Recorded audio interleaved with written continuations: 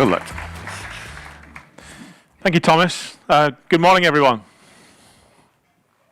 Come on, you can do a bit better than that. I know it's still early in the sun, but the sun's shining at least. Come on. So we'll try one more time. Good morning, everybody. Good morning. Much better. Try and just get that coffee inside you and start to infuse the day, right?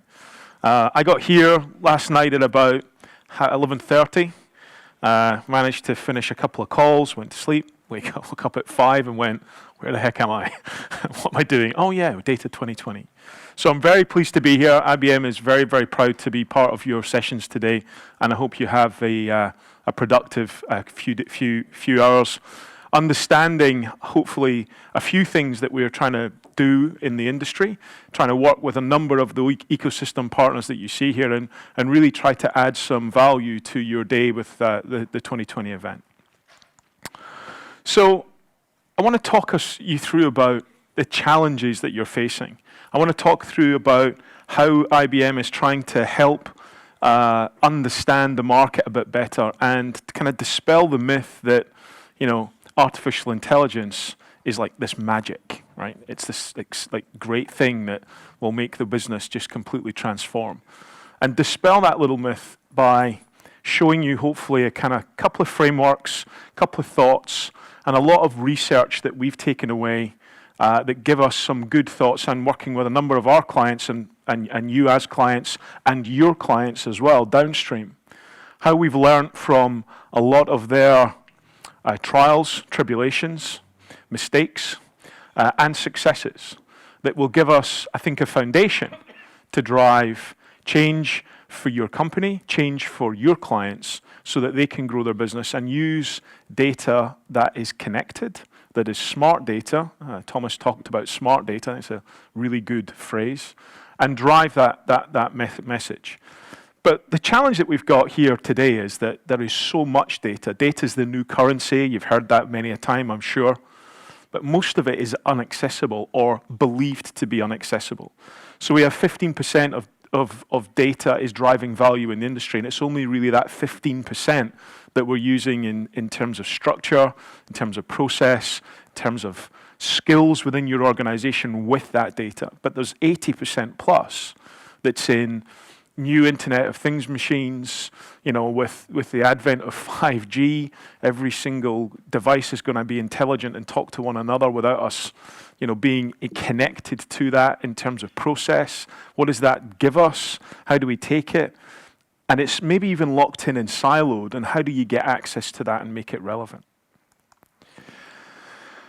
We did a significant piece of work with MIT in a number of different countries. It wasn't just in Boston or in that area. We covered a significant part of the planet as we went through it.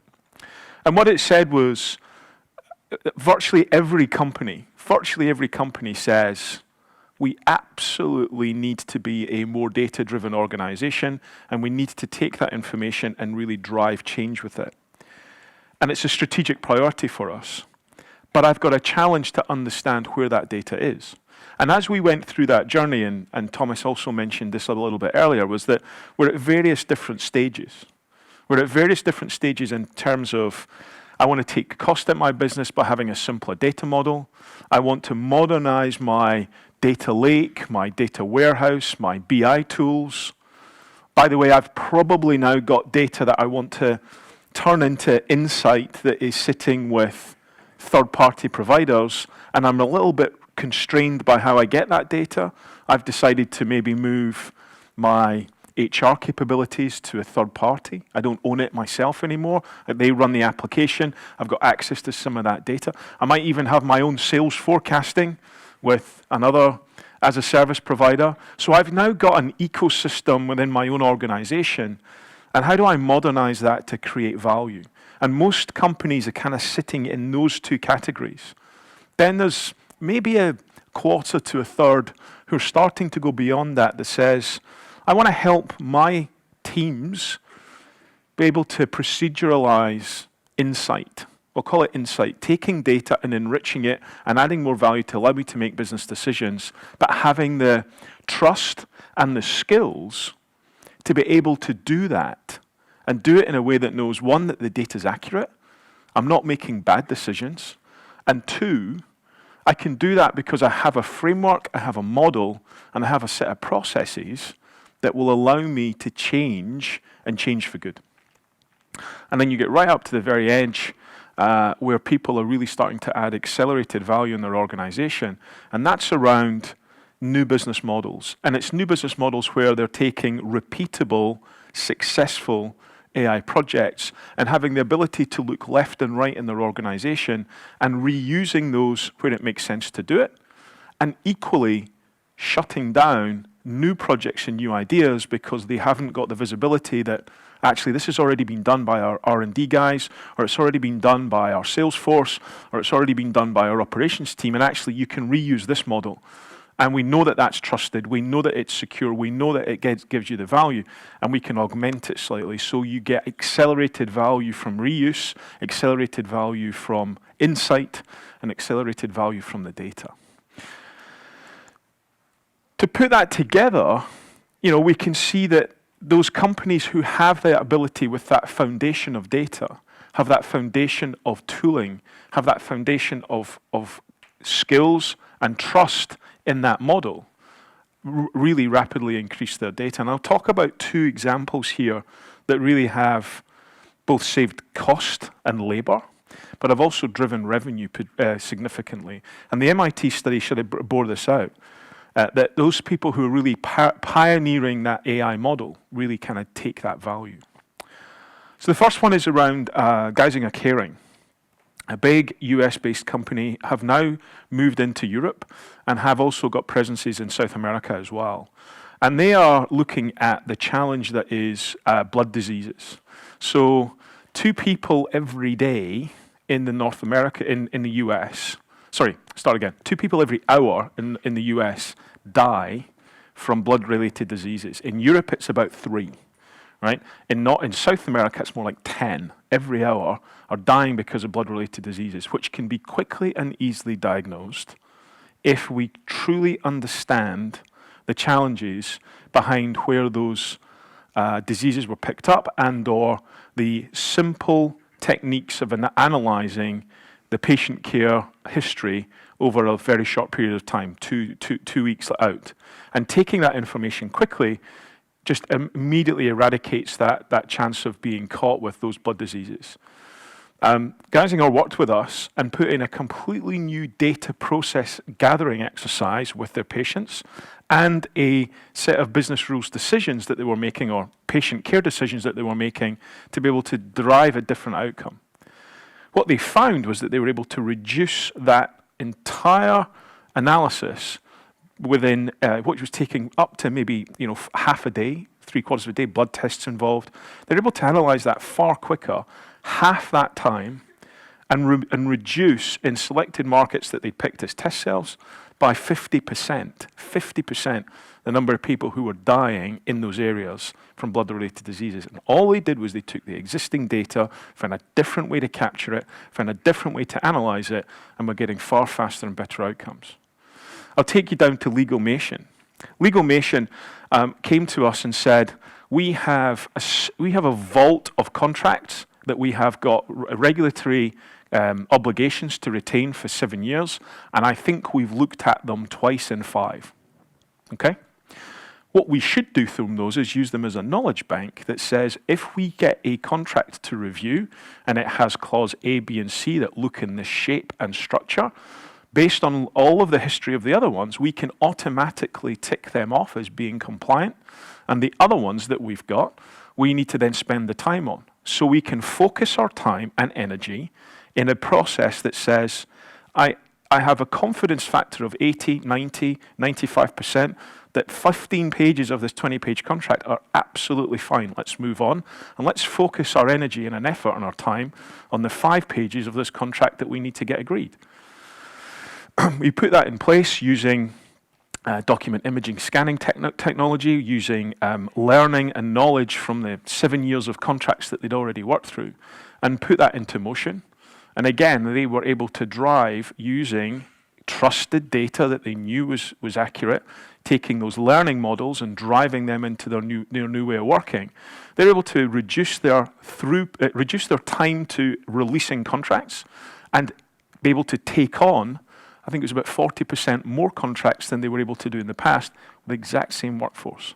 So they were able to cost reduce, improve the quality of service to their clients, and in turn, focus on the things that were making a difference in their organization purely by managing and working with their data in a more coherent and logical fashion, and in doing that with some new tools that were able to drive change. Increasing revenue, reducing costs by just managing and operationalizing their data in the right way. So AI is not magic, but people seem to think that it might be based on kind of some of those challenges that you go, how do you make this work? And we've done and worked with a number of clients in and around Europe that will help drive this and make those changes. And I think one last example that I'll give you is Red Electrica. So Red Electrica, if you aren't familiar with them, they're a Spanish energy and utility provider, quite heavily focused on the Balearic Islands. The volatility of demand of energy in those islands is huge. Not only does it absolutely peak in the summertime where we all go over there to improve their Scottish suntans, maybe that's just me, but to try and figure out a way of managing that demand on their energy. One of the areas that they're heavily affected by is weather, given the fact that they're remote, they're sat there. The other area that they're massively affected by is economies, right? So if there's a downturn in selected economies, perhaps the German market doesn't travel as much, the UK market doesn't travel as much, or so on and so forth. They were able to take weather data over a projected period. They were able to take economic data that they weren't looking at before and be able to manage the payloads in terms of energy demand based on past history, based on weather, based on economics, that they hadn't looked at before. They had all that data in their environment. They had all of that information, but siloed. They were able to release it. They were able to make decisions about where to place recovery technology, where to place response units in a far more logical fashion than they had before. They physically moved respond and repair technology teams so that they could go out and fix masts that were coming down in bad weather in an area where, on an island or a number of islands, it's very, very difficult to be able to respond quickly. It massively improved their uptime. It massively improved their provisioning. And they were able to shift energy loads at the right time and right place, again, by taking silo data and making it working better and harder for them. So AI is not magic. They're using new tools to drive AI, make some decisions, get recommendations, and they're able to drive value from those.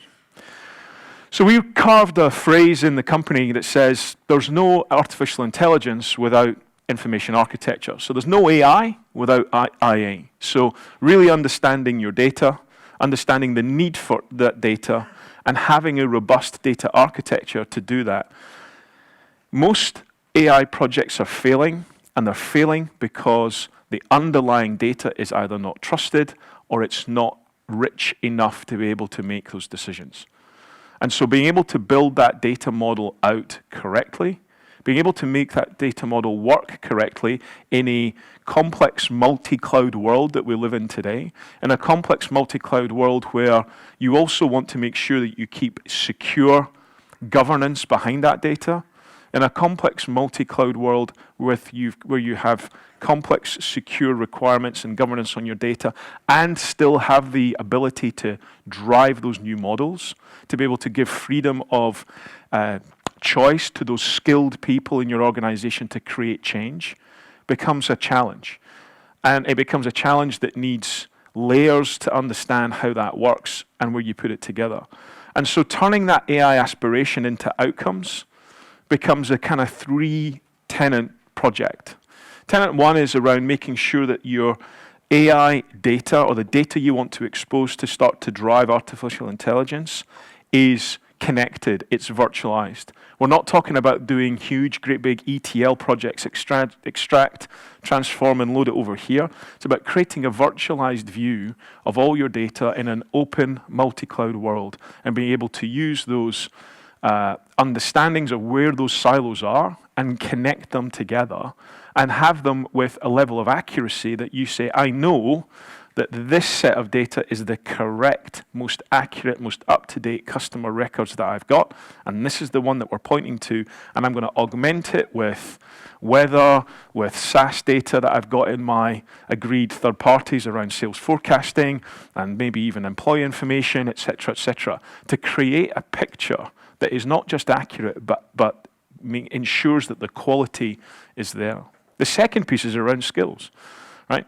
We have seen many times round that the talent that you need to drive good AI projects result in good quality data scientists, but they are looking at and working on where they can get their quality of data from. So they're spending more time looking at, can I make sure that the data set's right, as opposed to really looking over here, which is, here's how we can change the business process, here's how we can change the organization. And then with that, then comes a trust and integrity discussion. Yeah, that machine's telling me that this is my recommendation. I know better.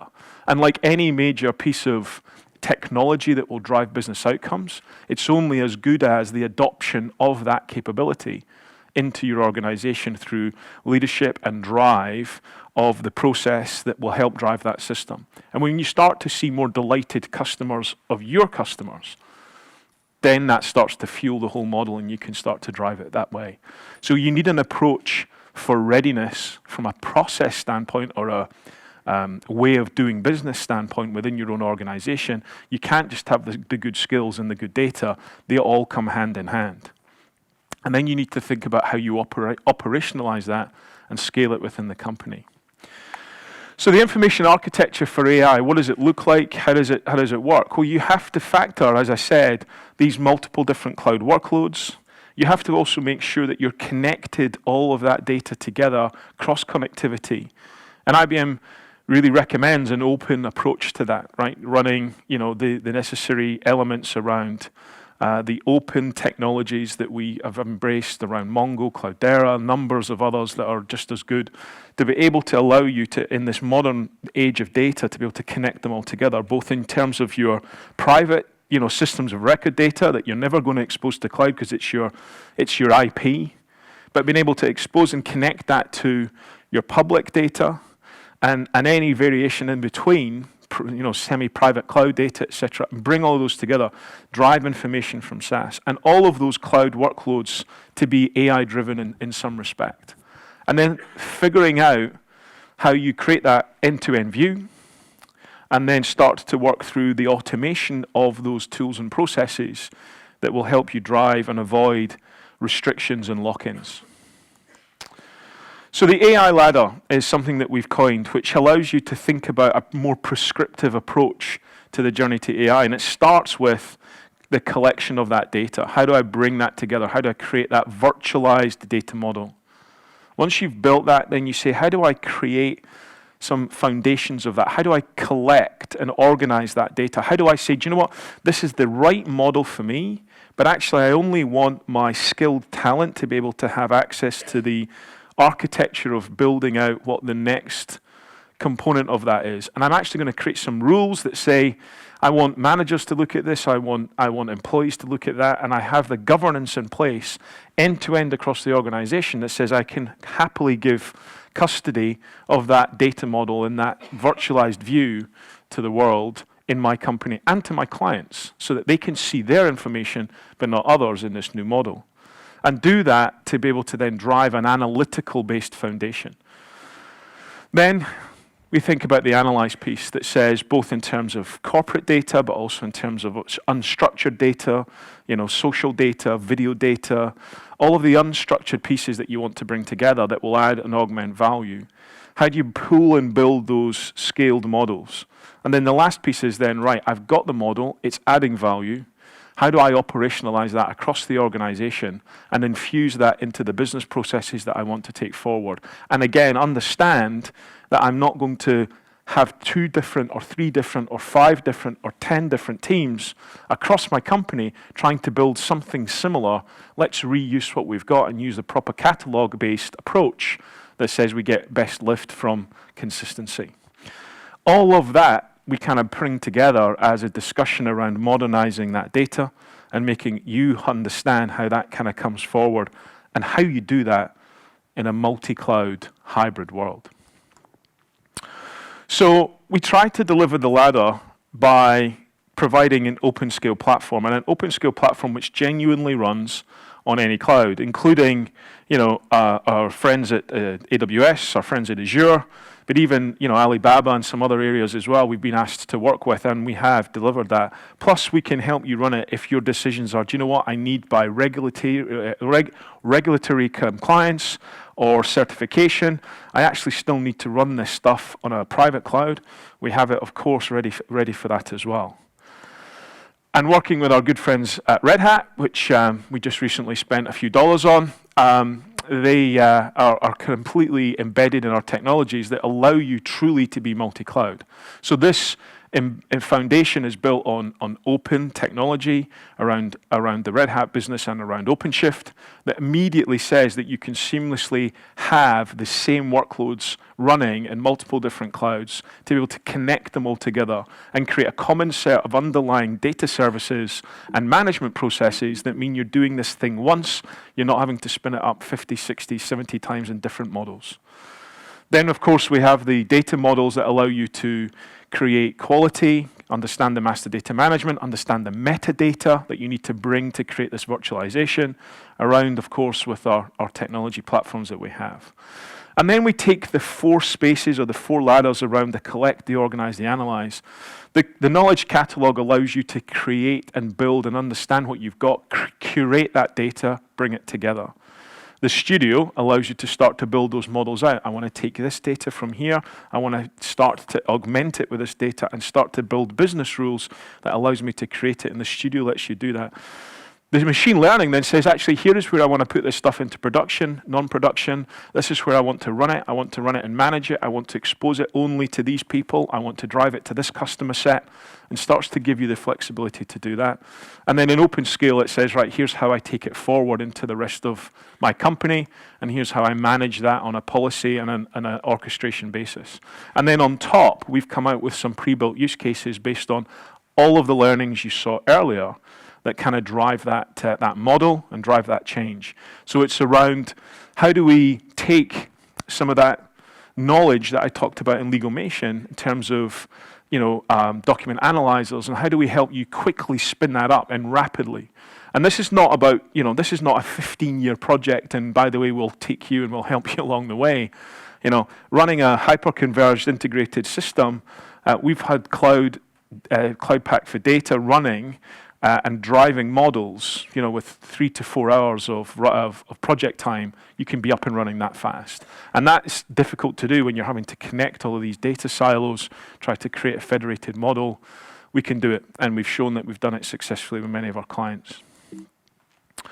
So when you bring all that together, this Codepack for data gives you a cloud-native version, run anywhere version of the model that will allow you to collect, to organize, to analyze, and infuse, as we kind of laid out.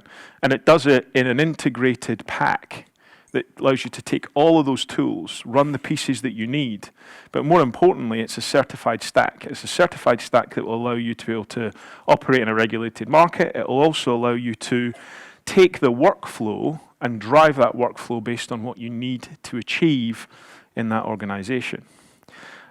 And the key to this is it runs anywhere. So you pick your platform, we come and we can help. Based on your economics, based on your business rules, based on your desires, this is truly a open, connected, integrated solution. And as I mentioned, with What's in Anywhere, which takes this whole model together, it helps you align and keep consistent those AI services and move it forward into various different positions in your organization. But it also taps into that innovation that you have around the open technologies that you need to embrace to bring all of this together. The way to lift those silos is to really have the open scale capabilities that you need to drive that change. And this is what we found over many, many installations, many clients, and many partners, that without that, it becomes a real challenge for you to be able to manage that data. So, to summarize, we are not doing this alone. This is an ecosystem of development. It's an ecosystem of research and development. We are working with Python, TensorFlow, Mongo, Cloudera. We look at it from a cloud open source perspective around any of the containers, the models that you need to run. Why? Because you need that agility. You need that ability to bring all of those challenged data models together. We also there work with data at an open source level as well, Apache, many others as well, as you can see listed here. And then as we go up into AI, who are the companies that we're working with to drive that piece? Spark ML is another great partner that we're working with, and understanding what they're doing and infusing that into this technology. So this is not just a proprietary, it's a very open capability set. And then in the cloud native architecture, you pick, we support.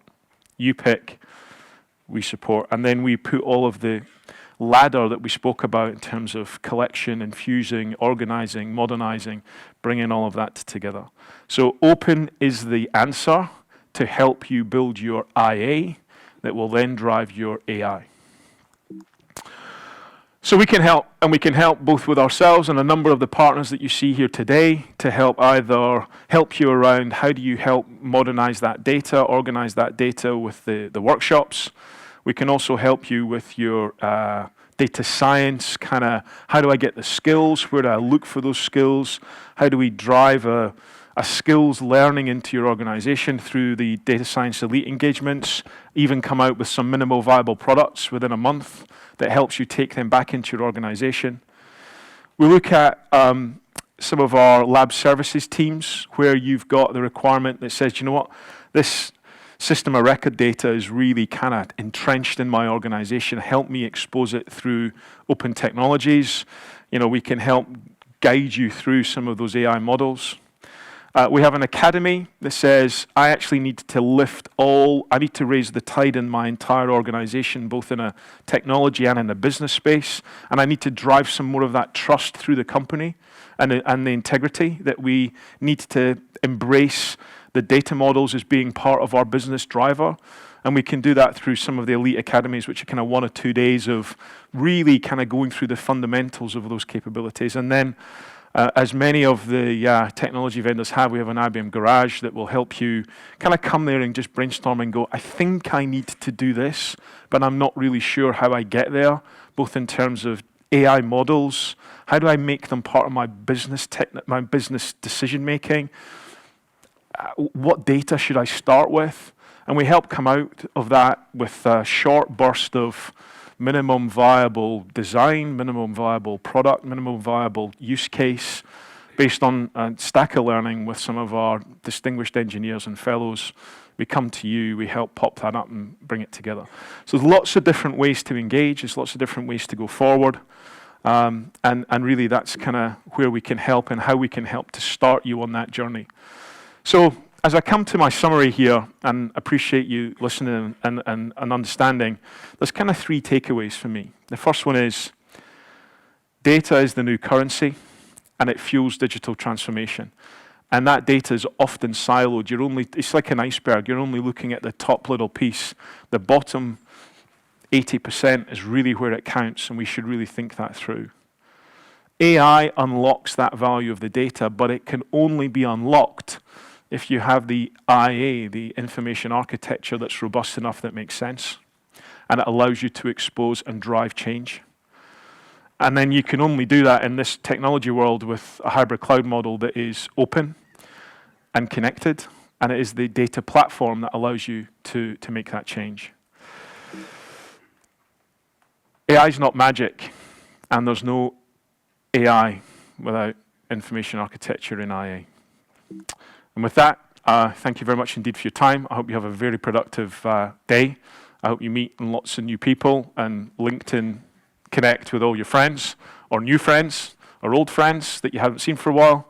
I appreciate you listening. And if there's any questions, I'll be in the expo for a little bit, and then I'll have you enjoy the rest of your session here at Data 2020. Thank you very much.